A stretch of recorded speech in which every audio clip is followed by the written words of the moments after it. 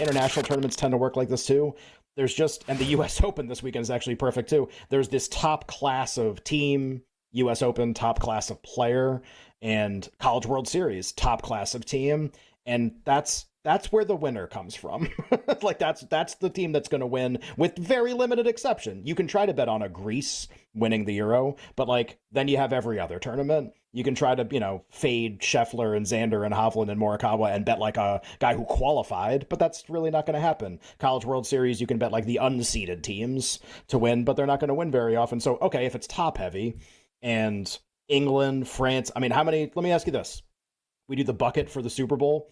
Like, so last year is like, all right, week 4, how many teams do you think you would need in the bucket to feel like you had the Super Bowl and winner? I disagreed with Drew, Ken, because he said 8. I definitely disagree with that. I think it's less. With a 4, maybe 3, to feel like you have the winner? Yeah. Okay, so, all right. I think England will choke. But, like, they have to be in the bucket. They're the best. Yeah. England is actually... I guess you can make the case that France is the best team because Mbappe is the best player. I think England, on balance, is probably the best team. Just that the manager is such like an idiot with the way that, and like this is not me saying, oh, it's the tactics and like the inverted triangle and all this nonsense. All you need to know about Gareth Southgate is that he has this embarrassing wealth of riches in terms of attacking players, and he tries to win every game 1-0. And some people will say, well, that's how you win like tournaments. Okay, like also they lose and they go to penalty shootouts and they always lose. So like England has to be in the bucket, but I would never bet them to win the tournament, but I think they have to be in the bucket. So, like what we did with the Super Bowl, everybody had a different answer, right, for how many teams in the bucket to win the Super Bowl. 3, 4, 8. We had like a guest on that day. Maybe we had Ben Solak on. He was like 10. And everybody's going to have their different threshold for the number of teams. In this tournament, like what is kind of the close to the right number? It sounds like England needs 5. to be in the bucket. France needs to be in the bucket. Does Germany have to be in the bucket? Yes. Yeah. Okay. Portugal has to be in the bucket, and Spain has to be in the bucket. And Spain has. I think that's it. That's my opinion. 5 teams. So my point is, if that's true, which sounds square, right? Because that's the 5 teams at the top of the odds board. But this is to the point that you're making. Yeah. Well, okay. In the last 7 months of all sports, like who won stuff? Like Michigan, the Chiefs, UConn. I mean, you're almost certain to have a chalky winner at the College World Series this year. The Celtics were the favorite all year to win the NBA title. The Panthers were one of the 3 or 4 favorites to win the Stanley Cup. So, yeah, welcome to Chalkville, which is, how sports works. Like 5, maybe. And I think I like England, France, and Portugal more than the other 2 by a little bit, but that's me, like, who doesn't watch soccer at all. But my point in just doing this entire exercise is, like, where are you at on the winner and betting it? Okay, like, if I already think these are the teams that are most likely to win, then nothing realistically is going to change in the first match day when these teams all play their first match. Everybody already thinks that they're going to win. So all that can happen is they confirm that or they're bad.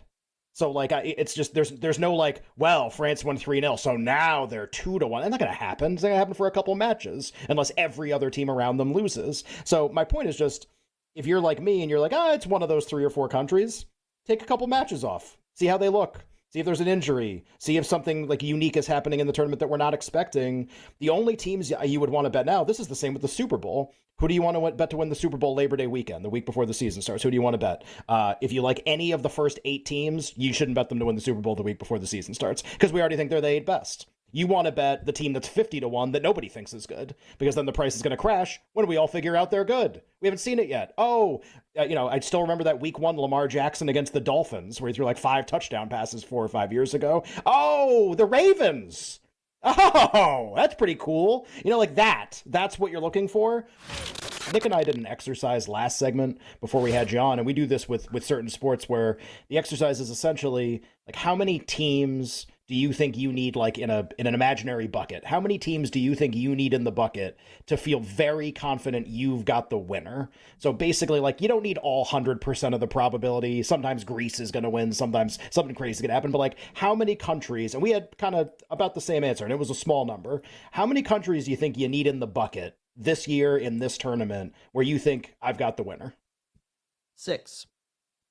England, France, Germany, Portugal, Spain, if you just go down the odds board, are the clear top 5. I think the Netherlands are closer to that tier than the market suggests. So they would be my 6th team.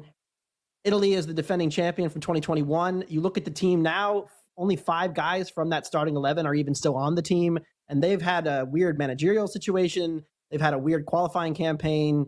They don't have the attacking depth they did then. So I'm kind of out on them. Belgium defensively, very flawed. And like, yes, Croatia could do the thing again where they make the run that nobody's expecting. But now everybody's kind of saying that same thing leading into the tournament. And it's kind of just the same exact team that, got to the semifinal, but then was outclassed. So I'm going to go with 6. Which begs the obvious follow-up question here. Well, we can go group by group and like get your thoughts on the bracket and like all the individual bets. Why do you like the Netherlands in that class? And why do you think the betting market has it wrong right now? You think the Netherlands is closer to the top 5 teams than the market indicates. Why do you think that about the Dutch? So there has been some bad news for the Dutch in that they lost Frankie de Jong, who's probably their best midfielder. They lost Tejan Koopmeiners, who probably would have stepped in for him. But it's an interesting compilation of talent. I think their defense has a really high floor. You think of Van Dijk, you think of Ake, you think of De Vrij. They have a ton of defensive options that make them really solid in possession defensively. So they're going to be a tough beat in this field. You go back to the World Cup 2022. Remember, Argentina had them beat and then let them back in, and that game went to penalties. So they went toe-to-toe with one of the best teams in the world in Argentina at the last World Cup. New manager now, Koeman comes in.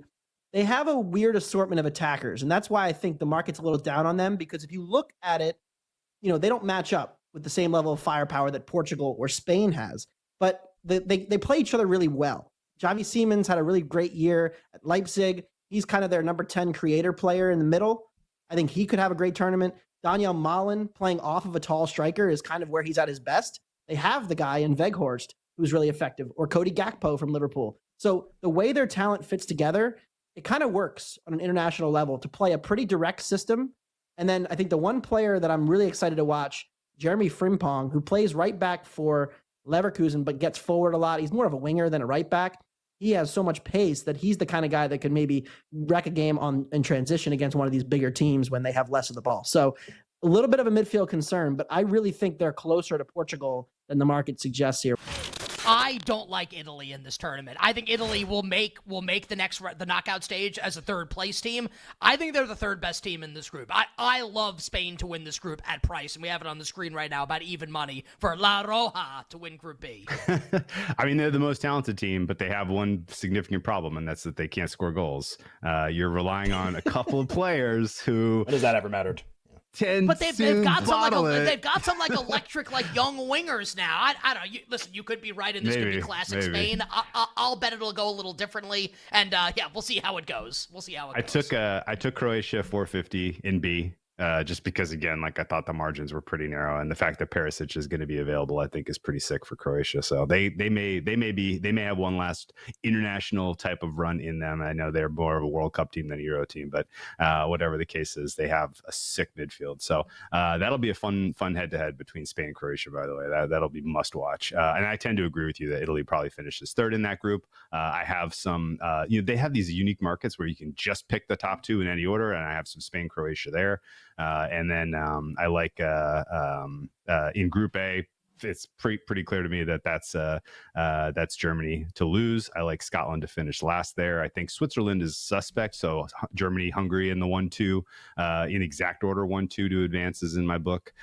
Group C, I think England is pretty clearly the best team in there, and I like Slovenia as the second best team. There's arguments to be made that Denmark and Serbia could finish second, but Slovenia has elite striking and maybe the best goalkeeper in the entire tournament. So I took England over Slovenia in Group C is a fun one.